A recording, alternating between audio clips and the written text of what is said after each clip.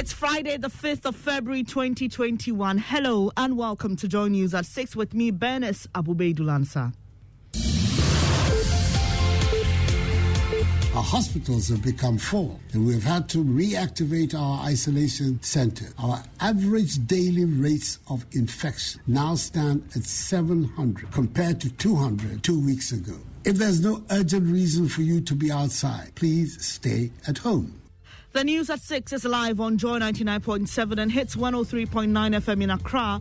Also on Love 99.5 in Kumasi, affiliates across Ghana, including Might FM, Tamale, Bedroom FM, North, East and Savannah regions, and worldwide at myjoyonline.com. Coming up, number of active COVID-19 cases in Ghana crosses the 6,000 mark as the surge continues, this time with some schools recording significant number of infections.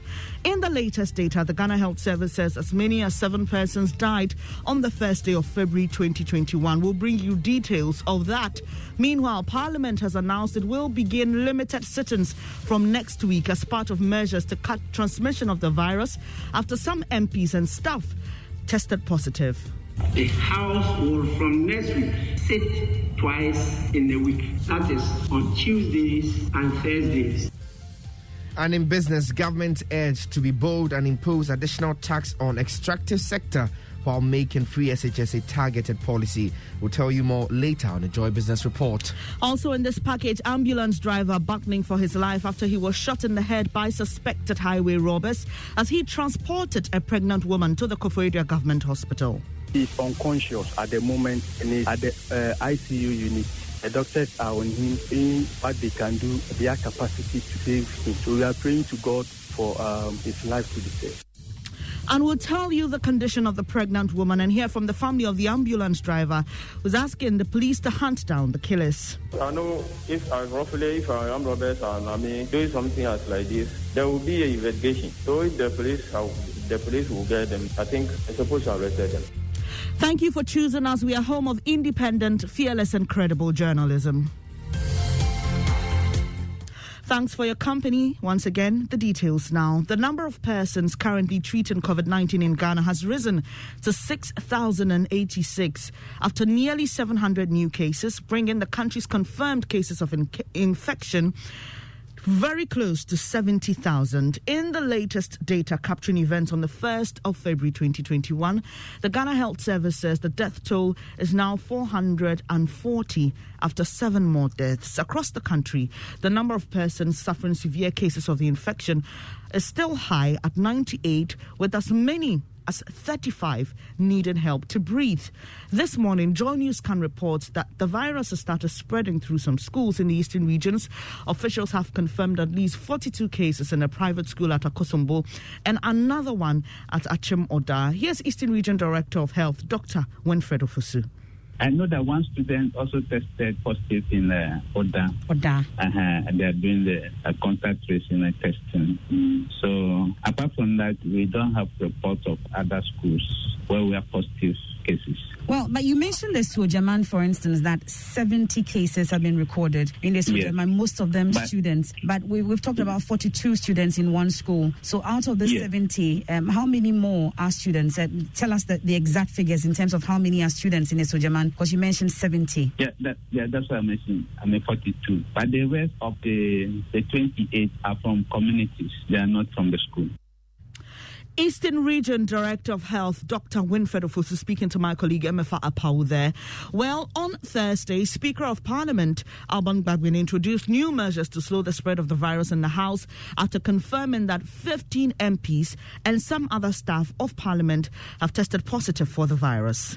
15 members of Parliament tested positive to the virus. 15 members of Parliament, not 50 as being banded around. All the 15 members have been contacted and advised to self-isolate. The House will from next week sit twice in a week. That is on Tuesdays and Thursdays. 2, only members of Parliament and members of staff who are needed for the business of the House on those days will be allowed in the presence of Parliament from next week. Speaker of Parliament Alban Bagbin there. Away from COVID-related issues, a driver with the ambulance service, Abraham Tete Homeku, is battling for his life at the intensive care unit of the Kolebu Teaching Hospital after he was shot in the head by suspected armed robbers Thursday dawn at Akuse in the eastern region. The gunmen are said to have turned on the driver and other occupants of the ambulance, firing repeatedly at them.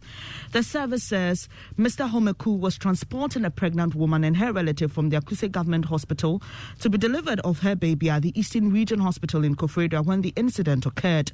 Felix Owusu is Eastern Region Deputy Administrative Manager of the ambulance service.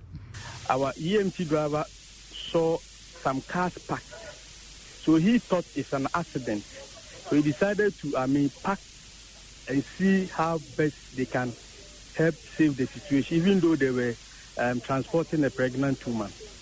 So what happened was the armed robbers, upon seeing the beacon light of the ambulance, they thought it's a police, and we are not armed. So they started shooting from a range, and they shot through the side mirror and then the windscreen, and the head and then the eye got affected. They started asking for money, and our lady told them she's only having 18 cedis with her. And they took the money from her and then collected her phone as well. On that, I think the pregnant woman they started delivering. So the lady have no option than to just assist on that critical condition. You mean the woman delivered in the process of the armed robbery attack? Yes. So what's the current condition of your EMT driver, sir? The current condition is he's unconscious at the moment and he's at the ICU unit. The doctors are on him. You had Felix Owusu, who is Eastern Region Deputy Administrative Manager of the ambulance service, speaking to my colleague Kwesi Parker-Wilson. The family of the ambulance driver, Abraham Tete Homeku, is asking the police to find the perpetrators of the incident. Let's now take you to Medina here in Accra, where fire destroyed a school and a number of shops, Hannah Odami reports. Machines, equipment, chairs, tables, tools were all destroyed in the fire, which lasted for hours. This furniture shop houses 5 other shops, including a warehouse, fitting and spraying shops. Co-owner of the place, Wise Clinton Gidi, says among the things burnt were 300 desks, which he finished working on yesterday, ready to be dispatched today. Even we bring in materials yesterday. We have a finished products which we have to supply to schools.